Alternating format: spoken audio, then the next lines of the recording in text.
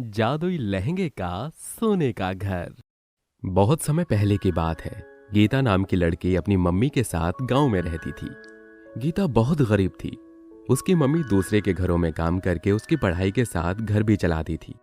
गीता पढ़ाई के साथ घर का सारा काम भी करती थी, जिसे उसकी माँ उसे कई बार बोलती थी।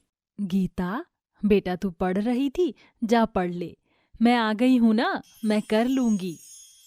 अरे नहीं माँ, तुम पूरे दिन काम करके थक गई होगी, जाओ आराम कर लो, मैं कर लेती हूँ। कितनी बड़ी हो गई मेरी छोटी सी गुड़िया, जो घर और बाहर दोनों संभालती है। क्या माँ, तुम भी ना? अब तेरी शादी करने की उम्र हो रही है, वो भी सोचना है कि तेरी शादी कैसे होगी। माँ, मैंने कितनी बार बोला है, मुझे दूसरी लड़कियों की तरह शादी नहीं करनी। मैं पढ़ लिख कर कलेक्टर बनना चाहती हूँ। अच्छा अच्छा, ठीक है, आई बड़ी कलेक्टर। गीता बाकी लड़कियों से अलग थी। वो हमेशा अपने क्लास में फर्स्ट आती थी, जिसकी वजह से उसे आगे की पढ़ाई के लिए स्कॉलरशिप मिल जाता है, जिससे उसका बड़े स्कूल में एडमिशन हो जाता है। ये देखकर गीता की माँ भी बहुत खुश हो जाती है और बोलती है, ऐसे ही आगे बढ़ती रहे, भगवान तुझे खूब तरक्की दे। हाँ माँ, अब मेरा कलेक्टर बनने का सपना पूरा होगा। फिर गीता अपने नए स्कूल में जाती है तो वहां देखती है कि वहां सारे बड़े घर के बच्चे हैं, जिनके पास खूब महंगी चीजें होती हैं। ये सब देखकर गीता बोलती है, काश मेरे पास भी ये सब होता तो कितना अच्छा होता। भाई ये कैसी लड़की हमारी क्लास में आ गई, लगता है कबाड़ी वाली है।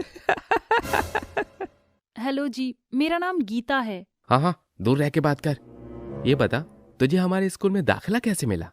वो मेरा स्कॉलरशिप से यहाँ एडमिशन हुआ है। वो तो हमें देखकर ही लग गया था, कैसा बैग लेकर आई है। सब बच्चे उस पर हंसने लगते हैं और एक बच्चा पैर अड़ाकर उसे गिरा देता है। फिर गीता चुपचाप पीछे जाकर अकेले बैठ जाती है और ऐसे ही रोज क्लास के बच्चे उसकी गरीबी का मजाक बनाते और उसे तंग करते थे। कई बार गीता रोते हुए घर जाती थी, पर फिर इन सब से ध्यान हटाकर अपनी पढ़ाई करने लगती है। ऐसे ही कुछ दिनों बाद दिवाली आने वाली थी। सारी लड़कियां आपस में बात कर रही होती हैं कि सब कौन से कलर का लहंगा पहनेंगी। इतने में उनमें से एक कृति नाम की लड़की गीता को बुलाती है। गीता, इधर आना जरा। हाँ बोलो, तुम कौन सा लहंगा पहन के आओगी? वो मैंने अभी सोचा नहीं है। सोचा नहीं या फिर है ही नहीं? हाँ, अभी मम्मी खरीद देंगी। किसी कबाड़ी वाले से, जिससे तू अपना बैग और जूता खरीदती है?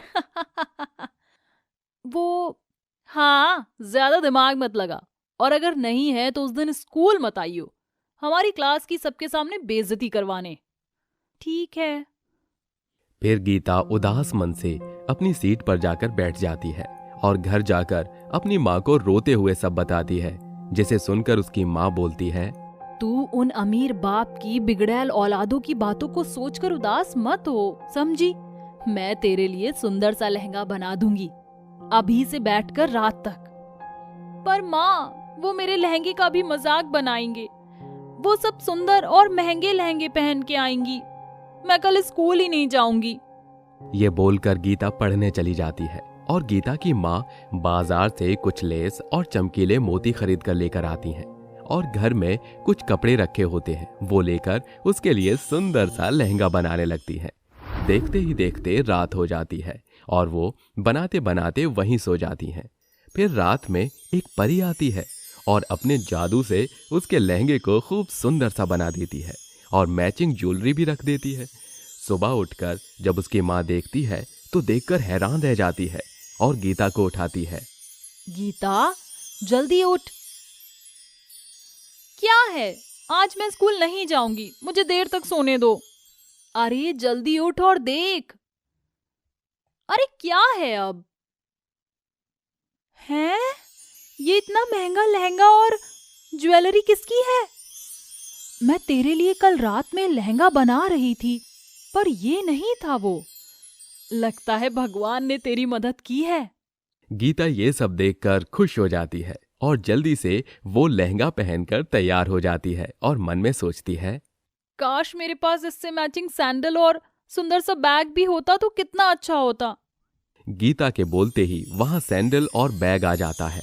ये देखकर वो चौंक जाती है और वो खुशी में इतना ध्यान न देती हुई और सैंडल पहनकर स्कूल चली जाती है। स्कूल में सब उसे देखकर चौंक जाते हैं, क्योंकि पूरे स्कूल में सबसे सुंदर लहंगा उसका था और उन सब लड़कियों का मुंह बन जाता है जो उसका मजाक बना रही थी। फिर अगले दिन दिवाली होती है। जहां सबके घर में तैयारी चल रही थी, तो वहीं गीता के घर में कुछ नहीं होता है। वो अपना लहंगा पहनकर दरवाजे पर बैठकर सोचती है, काश मेरे पास भी इतना पैसा होता कि मैं भी सबकी तरह दिवाली मना पाती। गीता के बोलते ही उसके घर में ढेर सारा पैसा आ जाता है। उसे विश्वास नहीं होता। वो फिर सोचती है, काश मेरे घर में भी लाइट होती। इतना बोलते ही उसके घर में लाइट आ जाती है। गीता को समझ आ जाता है कि ये सब इस जादुई लहंगे की वजह से हो रहा है, और फिर वो भी अपने माँ के साथ खुशी खुशी दिवाली मनाती है। सब कुछ ऐसे ही चल रहा होता है कि एक दिन उसके घर पर गांव का जमींदार आता है और गीता की माँ से बोलता है, ए गीता की माँ, कहाँ है तू? मुझे बेवकूफ बना रखा है तेरे पति ने। मुझसे कर्ज लिया था और आज तक तुम लोगों ने नहीं दिया। मालिक, अभी मेरे पास इतने पैसे नहीं हैं, मुझे कुछ समय दे दो। नहीं, बहुत हो गया तुम्हारा ड्रामा। अब तुम इस घर को खाली करो, मैं किराए पे लगाऊंगा इसे। मालिक ऐसा मत करो, मैं अपनी बेटी को लेकर कहाँ जाऊंगी? वो तुम लोग सोचो। इस एग्रीमेंट के हिसाब से तुम्हें घर खाली करना होगा। ये सुनकर गीता और उसकी माँ अपना सामान और वो लहंगा लेकर निकल जाती हैं और सोच रहे होते हैं कि आगे क्या करें। तभी गीता को जादुई लहंगा का ध्यान आता है। वो अपनी माँ को जादुई लहंगे के बारे में बताती है। फिर वो दोनों कुछ दूर जाकर जादुई लहंगे के सामने बैठकर बोलते हैं, हे जादुई लहंगा, हमारी मदद करो। हम बेघर को एक घर दे दो, हम कहाँ जाएंगे? रो मत गीता, मैं हूं ना। ऐसा कहकर वो जादुई लहंगा बड़े से सोने के आलीशान घर में बदल जाता है। ये सब देखकर गीता और उसकी माँ को विश्वास नहीं होता। फिर दोनों घर के अंदर जाते हैं तो देखते हैं कि हर चीज सोने की है और घर के अंदर उनकी जरूरत की सारी चीजें होती हैं। दोनों ये सब देखकर भगवान को धन्यवाद करते हैं और बहुत खुश होते हैं। और फिर गीता भी अमीर बन जाती है और दोनों माँ बेटी उसी जादुई लहंगे के घर में रहने लगती हैं। और आज भी उन्हें पता नहीं है कि उन्हें ये जादुई लहंगा कैसे और क्यों मिला, लेकिन दोनों माँ बेटी इसे पाकर भगवान का शुक्रिया हर रोज करते हैं।